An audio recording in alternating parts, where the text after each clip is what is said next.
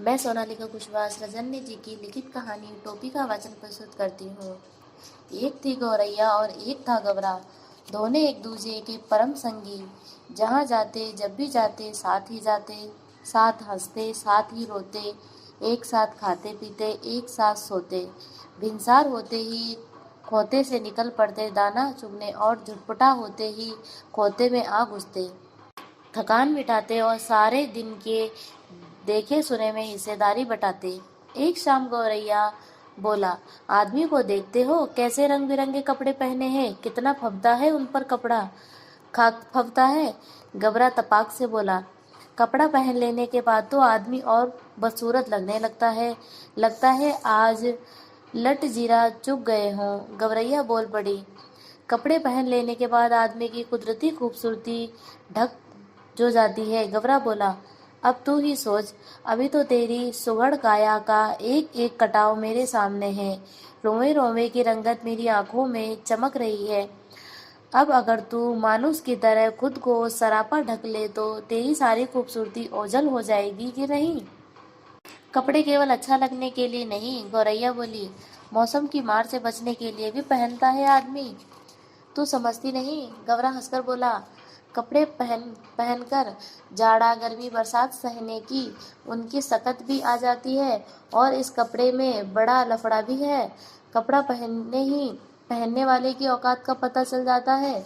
आदमी आदमी की हैसियत में भेद हो जाता है, फिर भी आदमी कपड़ा पहनने से बाज नहीं आता। गवरैया बोली, नित नए नए लिबास सिलवाता रहता है, यह निरा पोंगापन है। गबरा बोला, आदमी तो लिबास से फकत लाज ही नहीं ढकता, हाथ पैर जो चलने फिरने काम करने के वास्ते हैं उन्हें भी दस्ताने और मोजे से ढक लेता है। सिर पर लटे हैं उन्हें भी टोपी से ढक लेता है। अपन तो नंगे ही भले, उनके सिर पर टोपी कितनी अच्छी लगती है। गौरैया बोली, मेरा भी मन टोपी पहनने का करता है। टोपी तू पाएगी कहाँ से। गौरा बोला, टोपी तो आदमियों का राजा पहनता है, जानती है एक टोपी के लिए कितनों का टाट उलझ जाता है। जरा सी चूक हुई नहीं कि टोपी उछलते देर नहीं लगती। अपनी टोपी सलामत रहे इसी फिक्र में कितनों को टोपी पहनानी पड़ती है। मेरी मान तो इस चक्कर में मत ही पड़। गवरा तक तनिक समझदार इसलिए शक्की, जबकि गवरैया थी जिद्दी और धुन की पक्की। ठान लिया सो ठान लिया, उसको ही जीवन का लक्ष्य मान लिया। कहा गया है जहाँ चाहा वहीं रहा। मामूल के मुताबिक अगले दिन दोनों घूरे पर चुगने निकले। चुगते चुगते उसे रुई का एक फाहा मिला। मिल गया मिल गया मिल गया। गोरैया मारे खुशी के घूरे पर लौटने लगी। अरे क्या मिल गया रे, गवरे ने चिढ़ाकर पूछा। मिल गया, टोपी का जुगाड़ मिल गया। गौरैया ने गवरे के सामने रुई का फाहा धर लिया। तेरे जैसा ही एक बावरा और था, गवरा बोला। रास्ता चलते चलते उसे अचानक एक दिन पड़ा हुआ चाबुक मिल गया। चाबुक था बड़ा उम्दा और लचकदार, किसी घुड़सवार के हाथ से छूटकर गिर गया होगा। चाबुक हाथ लगते ही वह बावरा चीखने लगा। चाबुक तो मिल गया, बाकी बचा 3 घोड़ा लगाम जीन। अब ये तीनों तो रास्ते में पड़े मिलने से रहे। सब काम धंधा छोड़ वह बावरा ताउम्र यह रटता रहा। बाकी बचा 3 घोड़ा लगाम जीन। घबरा उसे समझाते हुए बोला, इस रुई के फाहे से लेकर टोपी तक का सफर तुझे कुछ अता पता है? बस देखते जाओ अब कैसे बनती है टोपी। गवरैया रुई का फाहा लिए दुनिया के पास चली गई और बड़े मनुहार से बोली, दुनिया भैया, इस रुए के फाहे को धुन दो। दुनिया बेचारा बूढ़ा था, जाड़े का मौसम था। उसके तन पर वर्षों पुरानी तार तार हो चुकी एक मिर्जई पड़ी हुई थी। वह कांपते हुए बोला, तू जाती है कि नहीं? देखती नहीं, अभी मुझे राजा जी के लिए रजाई बनानी है। एक तो यहाँ का राजा ऐसा है जो चाम का दाम चलाता है, ऊपर से तू आ गई है फोकट की रुई धुनवाने। उज्र न करो भैया। गवरैया बोली, मैं तुम्हें पूरी उजरत दूंगी, इसे धुन दो भैया। आधा तू ले ले, आधा मैं ले लूंगी। दुनिया को अपनी जिंदगी में आज तक इतनी खरी मजूरी कभी न मिली थी। 16 आने में 8 आने मजूरी तो इसके लिए सपना थी। वह झट तैयार हो गया। घर चो उसकी ताती बज उठी। उसने बड़े मन से रुई धुनी। लो इसे। उसमें से आधा दुनिया ने ले लिया और आधा गवरैया ने। इससे उत्साहित गवरा गवरैया एक कोरी के यहाँ गए और कहने लगे, कोरी भैया, इस धुनी रुई से सूत काट दो। इससे उत्साहित गवरा गवरैया एक कोरी के यहाँ गए और कहने लगे, कोरी भैया, इस धुनी रुई से सूत काट दो। कोरी की कमर झुकी हुई थी। उसने बदन पर धजी धज्जी हो चुकी एक धुस्सा डाल रखा था। वह बड़ी अनिच्छा से बोला, तुम लोग यहाँ से भागते हो कि नहीं, देखते नहीं? अभी मुझे राजा जी की अचकन के लिए सूत काटने हैं। मुझे फुर्सत नहीं है मुफ्त में मल्हार गाने की। भैया, इस मुल्क में सब काम क्या राजा जी के लिए ही होता है? गवरैया अचरज से बोली। तू किस मुल्क से आई है? कोरी ने उसे भर आंख देखा। जानती नहीं यहाँ का चलन? खट मरे बरदा, बैठा खाए तुरंग। यहाँ सब काम राजा जी के नाम पर और राजा जी के लिए होता है। राजा जी की लगुई भगुई भी तो बहुत है, इसी में उनका भी काम होता है। मुकरो मत भैया, हम तुम्हें माकूल मुआवजा देंगे। गौरैया बोल उठी, इसे काट दो, आधा तुम ले लो, आधा मैं ले लूंगी। कोरी भी तैयार हो गया। इतनी बाजी मजूरी पर काम न करना मूर्खता होती। तन्न तन्न करके उसकी तकली चरखी ताता भैया करने लगी। काफी महीन और लच्छेदार सूत काट दिए उसने। कदम कदम पर मिलते कामगारों के सहयोग से गवरैया को आगे बढ़ने पर उकसा दिया। इसके बाद भी दोनों एक बुनकर के पास गए और इसरार करने लगे, बुनकर भैया, इस कते सूते कपड़ा बुन दो। बुनकर इसे अगबग होकर देखने लगा। हटते हो कि नहीं यहाँ से? देखते नहीं, अभी मुझे राजा जी के लिए बागा बुनना है। अभी थोड़ी देर बाद ही राजा जी के कारिंदे हाजिर हो जाएंगे।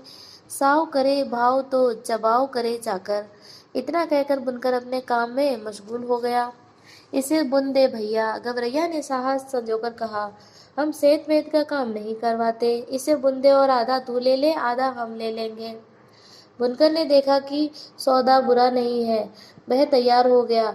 सूत अपनी ओर खींचकर ताना बाना पसार दिया। उसका करगा चलने लगा। ढरकी ढुलकने लगी। थोड़ी ही देर में उसने काफी गवश और दबीज कपड़ा बुन दिया। आधा उसने ले लिया और आधा इन्होंने। घबरैया ने 3/4 मंजिल मार ली थी।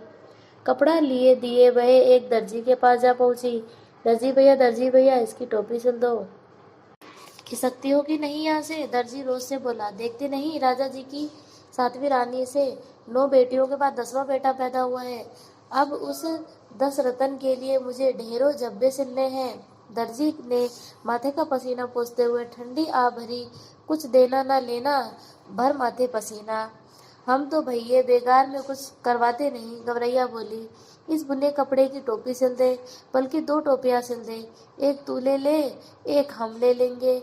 मुंह मांगी मजूरी पर कौन मुझी तैयार न होता। कच्च कच्च उसकी केजी चल उठी और चूहे की तरह सल सल उसकी सुई कपड़े के भीतर बाहर होने लगी। बड़े मनोयोग से उसने 2 टोपियां सिल दी। खुश होकर दर्जी ने अपनी ओर से एक टोपी पर 5 फुंदे भी जड़ दिए। फुंदनी वाली टोपी पहनकर तो गवरैया जिसे आपे में न रही। 1.5 टांगों पर भी लगी नाचने। पुदक पुदक कर लगी गवरा को दिखाने। देख मेरी टोपी, सबसे निराली, 5 फुंदने वाली। वाकई तू तो रानी लग रही है। गबरे को भी आखिरकार कहना पड़ा, रानी नहीं, राजा कहो मेरे राजा। गवरैया ऊंचा उड़ने लगी। अब कौन राजा मेरा मुकाबला करेगा? टोपी पहनते ही उसके मन में एक नए हुलस ने जोर मारा कि क्यों न इस मुल्क के राजा का भी एक बार जायजा लिया जाए, जिसके लिए इतने सारे काम होते हैं। उड़ते उड़ते वह राजा के महल के कंगूरे पर जा बैठी। उसी वक्त राजा अपने चौबारे पर टहलुओं से खुली धूप में फुलेल की मालिश करवा रहा था। राजा उस वक्त अधरंगा बदन और नंगे सिर था। एक टहलुआ सिर पर चंपी कर रहा था, तो दूसरा हाथ पांव के उंगलियां फोड़ रहा था, तो तीसरा पीठ पर मुक्की मार रहा था, तो चौथा पिंडली पर गुद्दी काट रहा था। गवरैया कंगूरे पर से ही चिल्लाई, मेरे सिर पर टोपी, राजा के सिर पर टोपी नहीं, राजा के सिर पर टोपी नहीं। मालिश करवाते राजा की नजर गवरैया से टकरा गई। गवरैया के सिर पर पुन्नेदार टोपी देखकर उसकी अकला चकरा गई। वह तो लगातार रटे जा रही थी, मेरे सिर पर टोपी, राजा के सिर पर टोपी नहीं। अरे कोई मेरी टोपी लाओ, जरा जल्दी लाओ। राजा दोनों हाथों से अपना सिर ढकते हुए चिल्लाया। टोपी आ गई। राजा ने झट पहन भी ली। देख रही फतगुद्दी, मेरी टोपी में 5 फुन्ने। गवरैया ने अब दूसरा ही राग अलपना शुरू कर दिया।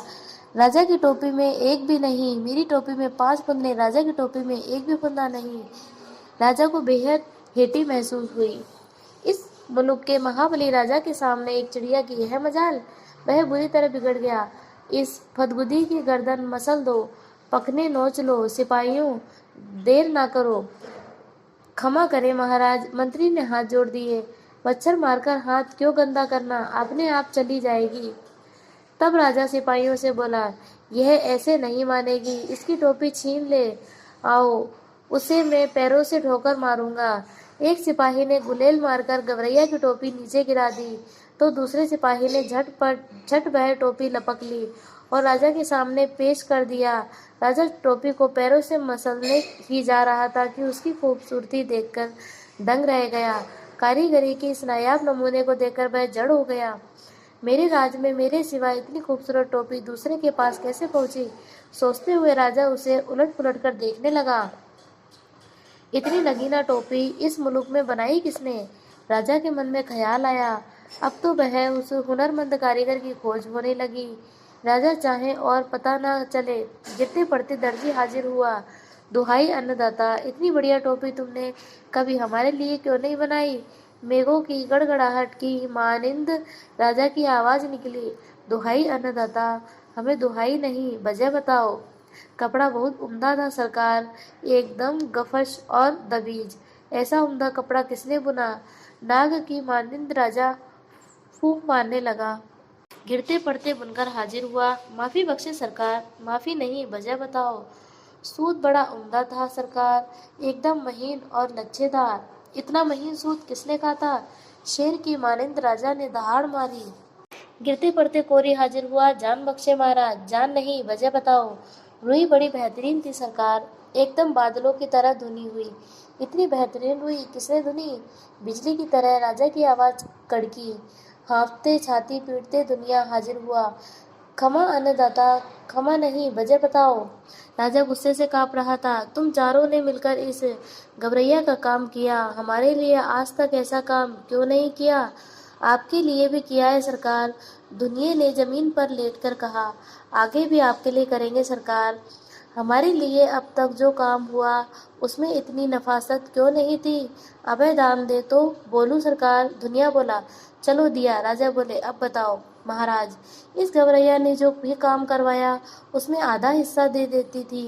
जिसके पास बहुत कुछ है वह कुछ भी नहीं देता। इसके पास कुछ भी नहीं था, फिर भी यह आधा दे देती थी। इसलिए इसके काम में अपने आप नफासत आती गई सरकार। दुनिया दंडवत पर दंडवत किए जा रहा था। देख ले राजा, आंख में उंगली डालकर देख ले, इसके लिए पूरे मोल चुकाए हैं, बेकार की नहीं है यह। गवरैया फिर चिल्लाने लगी, यह राजा तो कंगाल है, निरा कंगाल। इसका धन घट गया लगता है, इसे टोपी तक नहीं जुड़ती, तभी तो इसने टोपी छीन ली। राजा तो वाकई अकबका गया था। एक तो तमाम कारीगरों ने उसकी मदद की थी, दूसरे इस टोपी के सामने अपनी टोपी को कम सूरती, तीसरे खजाने की खुलती पोल। इस पाकी को कैसे पता चल गया कि धन घट गया है? तमाम बेगार करवाने, बहुत सख्ती से लगान वसूलने के बावजूद राजा का खजाना खाली ही रहता था। इतना ऐशो आराम, इतनी लश्करी, इतने लावजीमे का बोझ खजाना संभाले भी तो कैसे? तमाम लोग निकल आए थे यह अनोखा तमाशा देखने। मंत्री ने हौले से कहा, यह मुफट तो महाराज को बेपर्दा ही करके दम लेगी। राजा तो खुद घबरा रहा था, झट से बोल पड़ा, इसकी टोपी वापस कर दो। सिपाहियों ने कहना माना। टोपी वापस कंगूरे की और हवा में उछाल दी गई। गवरैया ने फिर से टोपी पहन ली और उड़ उड़कर कहने लगी, यह राजा तो डरपोक है, निरा डरपोक। मुझसे डर गया, तभी तो इसने मेरी टोपी लौटा दी। कौन इस मुफट के मुंह लगे? क्यों मंत्री जी, कहकर राजा ने अपनी टोपी कसकर पकड़ ली।